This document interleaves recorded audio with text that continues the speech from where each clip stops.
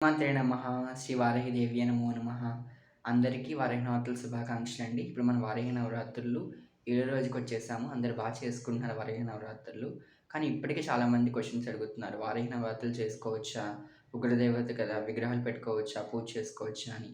వారాహి అమ్మవారు మనకి చాలా మంచి అమ్మవారండి. ఆమె 5 స్వరూపాల్లో ఉంటుంది. ధూమ్ర వారాహి, కిరాతక వారాహి, స్వప్న వారాహి, అలాగే సర్వ మహావారాహి స్వరూపం అనమాట. మనం కొలిచేది చాలా ప్రశాంతంగా ఉండే వారాహి అమ్మవారండి. ఆమె ధాన్యలక్ష్మి కూడా.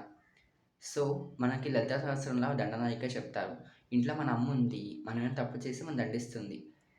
అలా అంతటి మాత్రాన మనమంటే అమ్మకిష్టం లేదా చెప్పండి?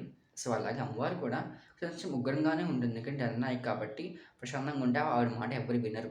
సో, ఆవిడని మనం ఎలా పిలిస్తే అలా పలుకుతుంది. మనం తప్పు చేస్తే భయపడాలి అమ్మకి.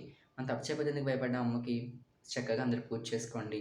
మన ఛానెల్ డీటెయిల్‌గా ఎక్స్‌ప్లెయిన్ చేశాము. చూడండి వీడియోస్ అన్నీ చూడండి. చాలా బావుంటాయి.